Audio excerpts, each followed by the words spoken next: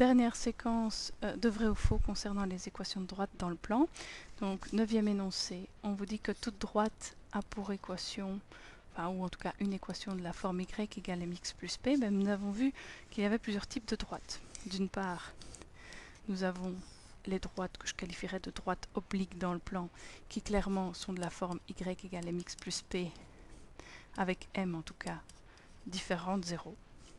L'ordonnée à l'origine pouvant être nulle ou pas au choix. Nous avons les droites de la forme y est égale à une constante. Là, nous avons affaire à des droites horizontales, ou en tout cas parallèles à l'axe des x. Mais nous avons vu un troisième type de droite, les droites de la forme x est égal à une constante. Et là, nous parlons, dans ce cas-ci, des droites parallèles à l'axe des y.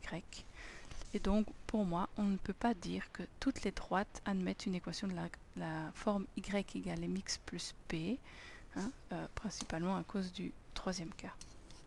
Des droites parallèles à l'axe des ordonnées. Donc là, en fait, on quitte le monde un petit peu des fonctions. On parle vraiment de toutes les droites, quelle que soit, entre guillemets, leur direction. Et énoncé 10, on vous dit que si les points A, B et C ont la même abscisse, alors ces points sont alignés.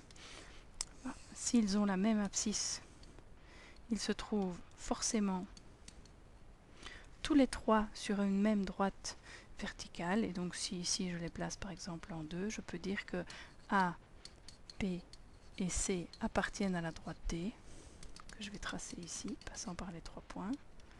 Cette droite D a pour équation, dans ce cas-ci, x égale 2, mais de manière plus générale, je pourrais prendre n'importe quelle constante. Cette constante étant l'abscisse des points. Donc par exemple, le point A ici, il est situé en 2, 1, alors que le point B est situé en 2, 3.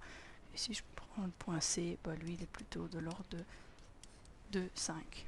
Voilà, ceci c'est un exemple, mais a priori, puisqu'ils ont même abscisse, ils seront toujours sur une même ligne ou une même droite verticale. Et donc l'énoncé numéro 10 est vrai, alors qu'on a conclu pour le 9 que c'était faux.